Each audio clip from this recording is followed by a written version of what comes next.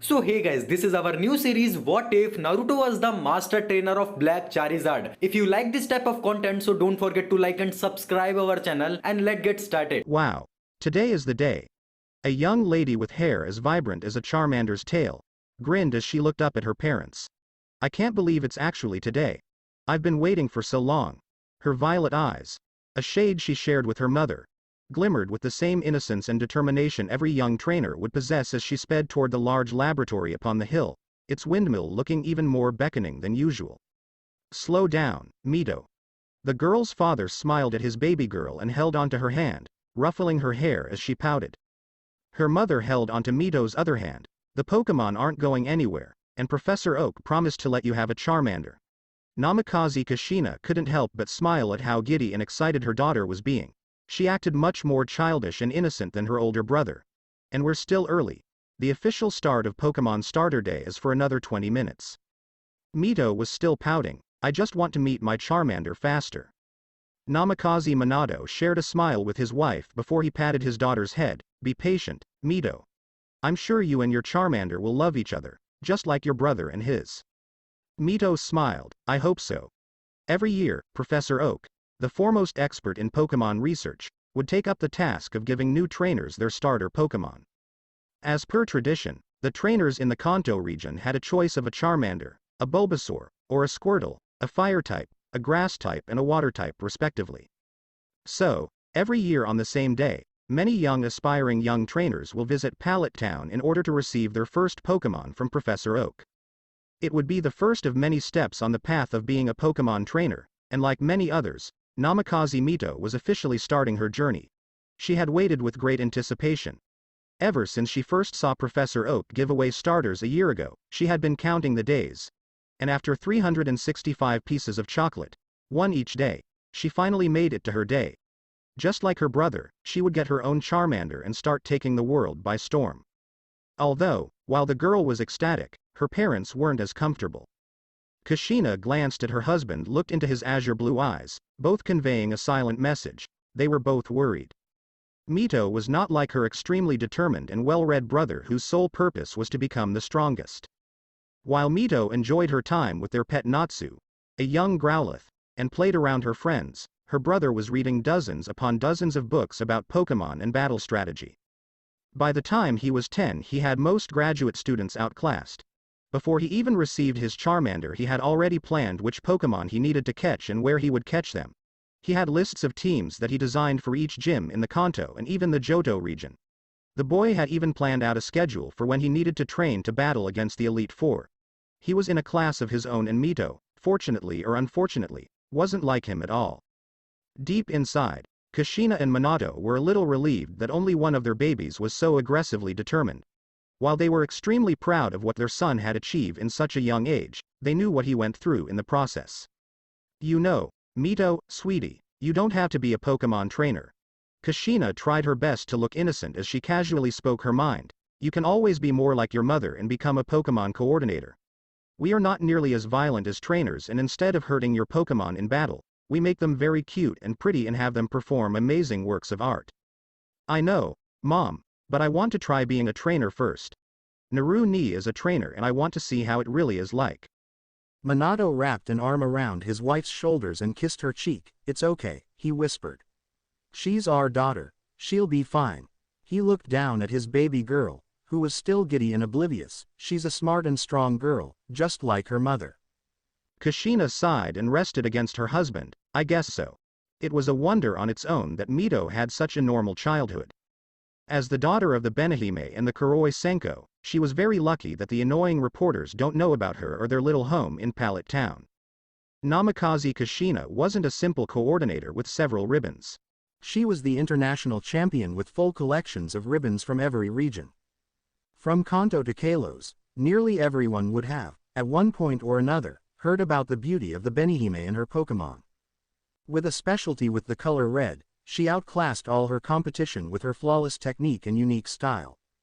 Kushina had been voted the most beautiful woman alive for 3 years straight at the height of her career and was sought after by countless suitors all over the world. And 22 years ago, countless men around the world wept at the news of her marriage to Namikaze Minato, one of the most well-known scientists in the world. The Kuroi Senko, a man many people were confused about initially. But after the Horizon teleportation systems were installed into every single Pokemon Center, Pokemart and Research Center in the world, everyone knew the name Kuroi Senko. Minato Namikaze had single-handedly changed the world with his invention and refaced reality in the Pokemon world. Because of Horizon, the number of saved Pokemon, the amount of sold goods and countless other statistics increased dramatically. He was personally proud that there was a 90% increase of Pokemon saved in the world. Perhaps it was his love for Pokemon, his passion for making lives better, or his handsomeness, but he managed to snag Kushina and made her his wife. The world was shocked at the announcement, but unfortunately for the press and fortunately for the newlyweds, that was the last the press ever heard from them. Kushina retired from professional competition and Minato moved from his research center, not to be heard from again. Well, up until a few years ago. Come on, Mom, Dad. Mito pulled her parents along as they reached the front of the lab. We're here. Kushina smiled. Don't run on stairs, Mito. There were already a mass of people around the lab, most were parents of the other children waiting for the professor. All of Oak's trainees and assistants were busy running around the place and his 2 grandchildren were also present. Daisy Oak was busy grooming the Pokemon around the lab, making all of them as happy as possible. Gary Oak, on the other hand, was busy talking to a bunch of girls. After deciding to end his Pokemon trainer career a year ago and to start his life as a researcher, he had been helping his grandfather around the lab. Pallet Town was becoming increasingly lively nowadays. Hey, Kushina, Minato. The kind mother smiled down at Mito, and hello, Mito. Hello, Aunt Delia. The Namakazes smiled at their sweet neighbor. Hey, Delia. Kushina walked up to her best friend of 20 years with a beautiful smile. You're here too? Ash came home last night. Delia smiled excitedly, making her friends smile. He finished his journey in the Hoenn region and came back with some of his friends. Professor Birch and May and Max came to visit along with Misty and Brock. It's like a reunion today. Minato grinned. That sounds great. Where's Ash? Asked Kushina. Over here, Aunt Kushina. Ash Ketchum, a 14-year-old boy that grew up in the house right next to the Namakazes, ran up to his aunt and uncle. Uncle Minato. The boy had grown quite a bit since he left 4 years ago on his journey and stood at the height of Minato's shoulders. He was still wearing the same style of clothes, making the Namikaze smiled at his innocence. And Mito. Wow. I can't believe you're getting your Pokemon already. That's right, Ash. Mito grinned up at her childhood friend, who was still taller than her. And hi, Pikachu. The electric mouse Pokemon chirped and jumped down to the girl's arms. Pikachu. Uncle, Auntie, let me introduce you. Ash gestured back to his friends with a smile. This is May and Max, the son and daughter of Normal, the gym leader of the Petalburg Gym. And I think you've met Misty and Brock before. Nice to meet you all, replied Minato with a charming smile. Hello again, Mr. and Mrs. Namikaze, said Misty and Brock. Kushina nodded, but raised an eyebrow when she noticed May gawking at her with widened eyes. Her jaw was hanging open as she trembled in shock at the sight of Kushina. The baby Squirtle in her arms was looking up at her confused. Max was confused at first as well, but soon he realized what his sister noticed, and his jaw swiftly fell. Why you? May slowly raised a finger. Why you are KK Kushina ooze. I go by Kushina Namikaze now, sweetie. Misty and Brock chuckled at their reactions. They were the same when they first came to Pallet Town with Ash as few years ago. It was very hard to believe that the most celebrated Pokemon coordinator and the world's most wealthy scientist would be living so simple in a small town, as Ash's next-door neighbor no less. Misty could still remember asking Kushina to give her some beauty tips, and she still uses the techniques she learnt that day. Perhaps she could get May to ask for some tips so she could listen in. She didn't want to ask a second time. And of course, as an aspiring Pokemon breeder and doctor, Brock respected Minato greatly. He was so jealous that Ash got to grow up next to such amazing people. Max gulped and looked up at Minato. Then that must mean you're Minato Namikaze? The blonde man chuckled. Yes I am, Max. It's nice to meet you. The boy shook one of his idol's hand. And nice to meet you too, sir. I can't believe it, cried May loudly, making her friends cringe. I've watched all of your performances on TV and I love all of them. May shook Kushina's hand with both hands. making the lady giggle at how cute she was. Where have you been for the last 20 years? Oh my gosh, you still look so beautiful and gorgeous. Minato chuckled and pulled his wife close. Yep, she is. Mito gagged and shook her head. Can we get our Pokemon now? Can I please have your autograph? Asked May, slightly calmer after Ash shushed her. Kushina smiled. Of course, May. May was practically gushing. I want to be a Pokemon coordinator as well, and it's really an honor to meet you, Mrs. Namikaze. She looked at the girl who looked a little younger than her, who looked like a mini version of Kushina. And this must be your daughter. She's really pretty too. Max blushed a little as he looked at Mito. Sorry, I'm rambling. It's okay, sweetie. Kushina signed May's notepad and smiled when she hugged it close, and I'll give you some tips later. May nearly fainted and couldn't even reply. So how was the Hoenn region, Ash? Asked Minato with a small smile. I heard there are many amazing Pokemon there. It was really awesome, Uncle. I love the Hoenn region. Ash smiled at May and Max. We made some great friends over there and added some strong members to our teams. The boy was so excited, it made Minato and Kushina smile. I'll show you them later in the lab. Great, I'll show you some new inventions as well. Max nearly passed out. See, can I come too? Minato chuckled and patted Max's head. Of course, Max. Okay, everybody. Came the voice of Professor Oak. Please come inside in an orderly fashion. We have many Pokemon prepared for all the young trainers today. Dressed in his usual lab coat, red shirt and khakis, the professor looked as intellectual and kind as usual, and his smile only made everyone feel at ease. Follow Daisy, Gary and myself. They will lead you all to the proper places inside. Mito grinned and tugged her mother's hand. Yay, let's go. But for some reason, before everyone could even reach the doors, the ground started to shake violently. Professor Oak nearly fell down the stairs from the small quake, and would have if Gary didn't grab his arm in time. Minato pulled Mito and Kushina into his arms and held them tight, but was looking around to see what in the world was causing the quake. Almost the entire crowd fell to the ground and started to scramble to their feet and away from the structures. Ash crowded with his friends as he held onto his mom, keep her safe, but the ground wouldn't stop shaking. Slowly, the shaking started to weaken and the crowd managed to make their way to the open grass field. There were still constant tremors, but it was faint enough that most people could stand on their feet.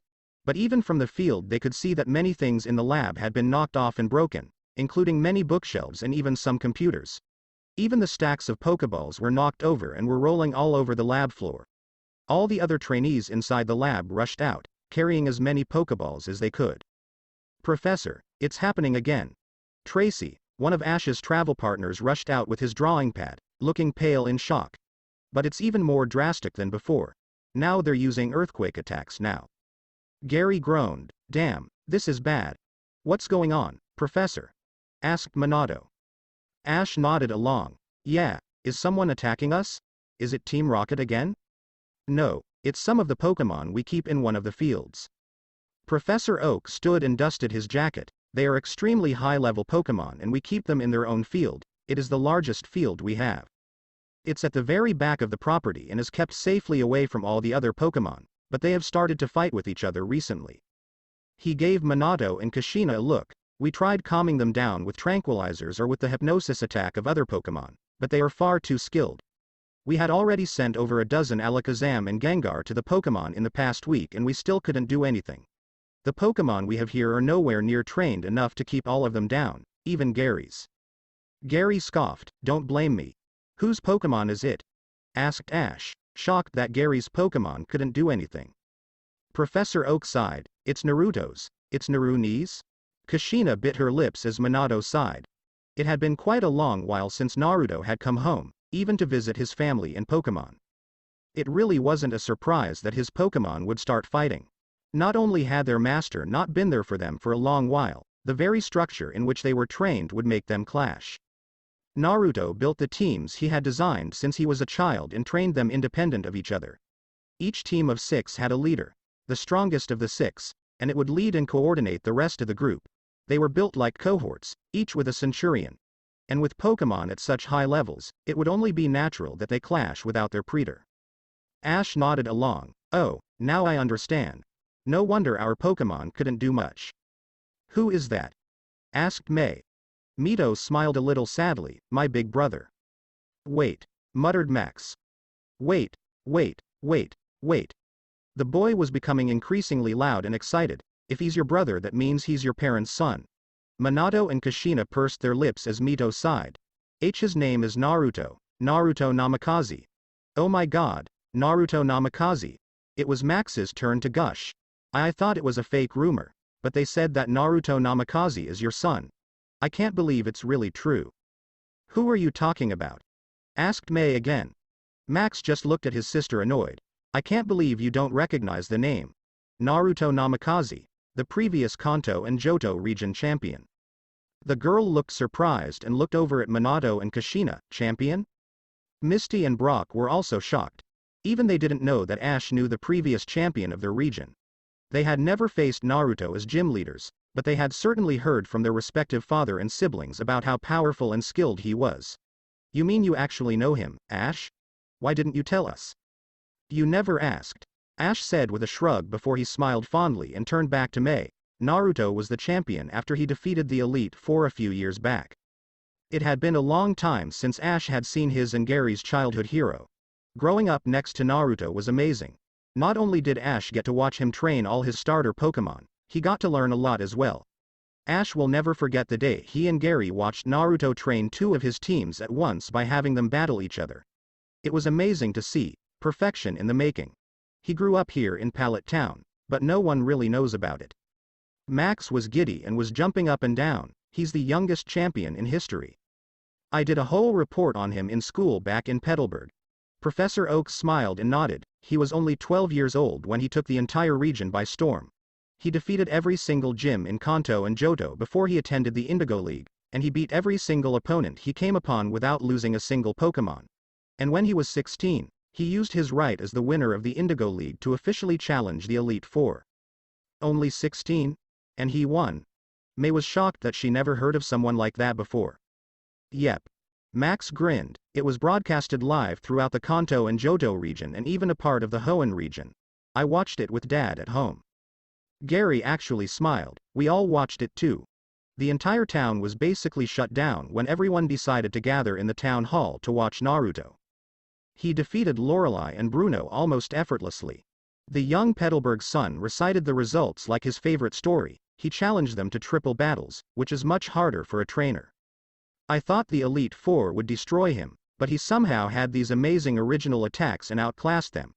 After 4 rounds of triple battles, he defeated the first 2 Elite Four. Minato smiled proudly at his son's accomplishments. Even Agatha, the oldest of the Elite Four, didn't last too long against him. She managed to defeat some of his Pokemon, but he still won in the end. Then the 6-on-6 battle against Lance, said Ash with excitement. That was the best thing I've ever seen. I was standing the whole time. Even Dad was cheering next to me. Max laughed at his sister. To think that you and Mom missed it because you guys went shopping. May huffed as Mito grinned. My favorite is Naruto's chained sky attacks. I prefer his instantaneous attacks, added Minato with a smirk. Kushina scoffed. You only like that because he named it after you, Hiraishin. Wow, he sounds so amazing, muttered May, wondering how this entire family was so awesome. Suddenly the ground started to shake again, and was even stronger than last time. Everyone immediately sat down on the open ground and tried to wait it out, but the professor and all his assistants were worried for the structure of their laboratory. Then, to make matters worse, a loud explosion came from where the far fields were located. Blasts to fire and light could be seen from where the people were huddled and Pidgey were scattering from the distant forests, all sensing a clash of titans. Other Pokemon from other fields were also starting to jump out of their fences and toward where the group was, all trying to run from the battle. Ash and Gary noticed some of their own Pokemon and went to gather them around. With 4 dozen Taurus, 1 large Snorlax, and countless of other Pokemon, the situation was not made better. Now, in the middle of the large grass clearing, a mass of people and Pokemon gathered, all trying to think of ways to stop the battle before it destroys the lab, or worse, the entire town. Tracy looked terrified. Professor, what should we do? Oak sighed. I really don't know. He looked over at Minato, who also wore a frown. Can you calm them down? You've met most of them and they know who you are. Maybe you and Kushina can command them. Minato sighed. It won't work. Naruto's Pokemon will only listen to Naruto. He's trained them to the extreme to that regard. No one but him will ever command them. The father of two could still remember the time when Naruto's Pokemon was guarding one of his laboratories and some thieves were stupid enough to infiltrate it. Those so-called Team Rocket goons were nearly killed by Naruto's Garchomp, and would have died if Naruto hadn't stopped it in time. Kushina pursed her lips. I'll try calling him again. Their whole family had been trying to get a hold of Naruto for a long while and they had been calling his number extensively for the past few weeks. Mito really wanted him to see her first Pokemon and wanted him to come home for her birthday. The girl herself had called her brother countless times, but unfortunately, no one ever answered. I've been trying to call him for weeks already, though, so don't get your hopes up that he'll answer. With her red Pokénav, Kushina used her speed dial number 2, and it started to ring. Yep, still no answer. I think the battle is coming this way, cried Ash loudly. A sonic boom nearly knocked everyone to their backs as a Garchomp blasted its way through the skies, its roar deafening. Its body casted a large shadow onto the ground as it spread its wings as it glared at his opponent hovering a small distance away. A ball of orange energy gathered in its mouth before he shot it higher into the sky. The orb of power blasted apart in small fragments and fell to the earth like meteors. It's Draco Meteor. Minato quickly pulled his wife and daughter close. We have to run. But the attack weren't meant for them, and the blasts of energy were barreling at the very large Tyranitar standing strong behind the group. The massive and incredible strong Pokemon took the blasts head-on, creating a huge dust cloud and causing tremors to run through the earth. It roared back defiantly, not injured at all. Its defensive power was far too strong. It charged its own orange energy in its mouth, but instead of Draco Meteor, it was Hyper Beam. The devastating beam blasted the dust cloud away and shot up to the sky, blowing away some clouds with its power. Garchomp growled and refused to dodge. Instead it charged up a Dragon Rage attack. The orange and blue beams collided and a huge shockwave was emitted. Mito was in awe as she looked up to see a maelstrom of energy that filled the morning sky. She knew that Garchomp and Tyranitar were no regular Pokemon. They were Pokemon trained by her brother for years and had power that stood nearly unrivaled in the Kanto and Johto regions. No regular Pokemon could cause such effortless destruction. But the realization just made her clear on how dangerous the situation really was. They could destroy Pallet Town on their own, not to mention that Garchomp and Tyranitar were both leaders of two of her brother's team cohorts, and could command their subordinates if they wanted to. Gary stood and grunted. Blastoise, use Hydro Pump on Tyranitar. The grandson of Oak's strongest Pokemon were huddled around the group, and it locked its cannons on the bigger, stronger and older Pokemon. Blast! It cried out as it shot 2 jets of water at the ground-type Pokemon. Tyranitar barely paid attention to the incoming attack and dodged it with speed that a Pokemon of its size shouldn't have. Gary watched on in shock and horror as Tyranitar was covered in electricity and blasted his Blastoise with a thunderbolt. The bolt of yellow electricity tore through the ground and struck Blastoise with blinding speeds. It sent Blastoise flying through the air and into the ground, knocking it out with only one attack. Tyranitar seemed to scoff before he turned its attention back to Garchomp. Everyone was in shock as Gary ran to his starter Pokemon, B Blastoise. Misty and Brock ran after Gary to help, both worried for their own Pokemon. Ash gritted his teeth in frustration, knowing full well how powerful Gary's Blastoise should be. One-hit KO, he was angry and knew he had to do something as well. Snorlax, full power Mega Punch on Tyranitar. Ash, no, cried Minato. Max agreed. Ash, that Tyranitar is far too strong. The ground shook as Snorlax sped toward Tyranitar, angry that it disturbed its peaceful sleeping and snacking time. Its fist glowed with energy and it cried out defiantly, LAX. As if to spite its opponent, Tyranitar charged its own Mega Punch with its left fist, its weaker fist, and only backhanded into Snorlax's attack. The sleeping Pokemon was immediately halted in its tracks and felt itself being forced back entirely. His attack didn't even hurt Tyranitar. Ash watched with widened eyes as his most physically powerful Pokemon was swatted away like a fly and was sent flying back into a tree, uprooting it as a result. Snorlax! Cried Ash helplessly. May was trembling. Snorlax and Blastoise, defeated with one attack. Minato stood and grunted, we have to leave this place. It is too dangerous to stay here now. Mito held onto her mother's hand and was almost crying, Mom. Why are Naruto's Pokemon doing this? Don't worry, Sweetie, said Kushina as she hugged her baby girl close, they're just frustrated and they'll return to normal in a little while. The group was slowly migrating away from the battle, but with each clash of Tyranitar and Garchomp, tremors and shockwaves were sent blasting outwardly, knocking everyone down each time. And no matter which direction the group moves, it seemed that the battle would follow them. The scope and area of the battle was just far too wide, and with Garchomp's speed, there was just no way to escape its way. Mito and all the other young trainers were huddled with their parents, wondering if the older trainers could do something. But seeing how Gary and Ash's physically strongest Pokemon were knocked away like nothing, they didn't have much hope. Professor Oak was observing the battle closely and was trying to think of some solution. Garchomp's temper has always been bad, and so has Tyranitar's, but for them to fight this seriously, something must have happened. There had always been small shoving and roughhousing, but none had ever been so devastating. Never had Garchomp been so agitated it had used Draco Meteor, nor had Tyranitar ever used its full-powered Hyper Beam.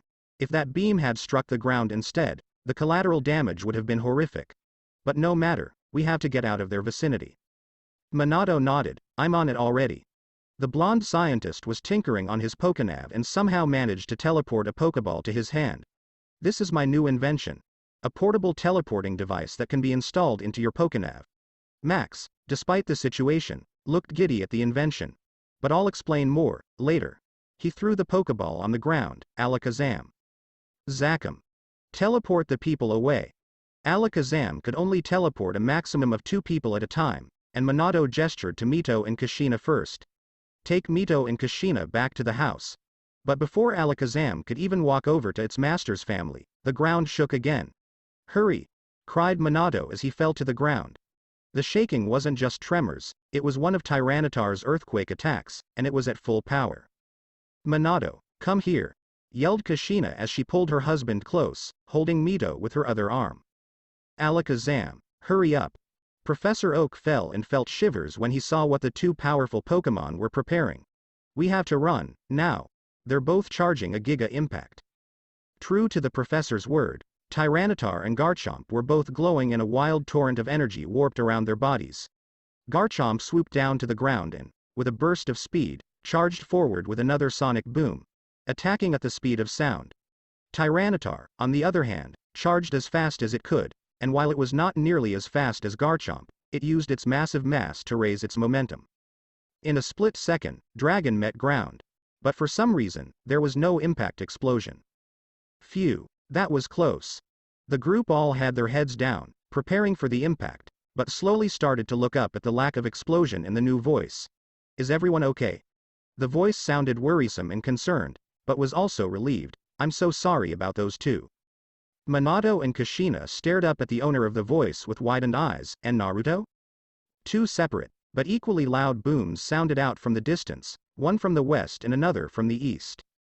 The newcomer, with spiky blonde hair that was very much like Minato's, but had shorter bangs. He looked a lot like Minato as well, but had Kushina's rounder face and eye shape. Wearing a pair of gray jeans held together by a white belt, a pair of clean black sandals, and a simple black sleeveless shirt with an orange whirlpool design, Naruto, the previous champion of Kanto and Johto, and the most famous prodigy in the Pokemon world, smiled down at his family lovingly. Naru ni! Cried Mito as she jumped from the ground and into her older brother's arms. The young Namikaze laughed and lifted his baby sister into his arms, hugging her close and tightly.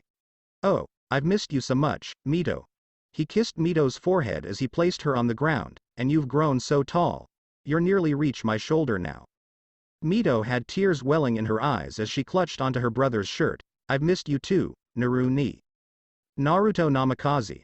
Cried Kushina as loud as she could before she slammed a fist onto her son's head. Where have you been for the past 2 years? You say you like to travel around, but you don't call your parents or return their call. What sort of son are you? That is not how we raised you. Minato also looked stern as he stood to face his son. Your mother is right, Naruto. We were worried and you should have at least replied to our calls.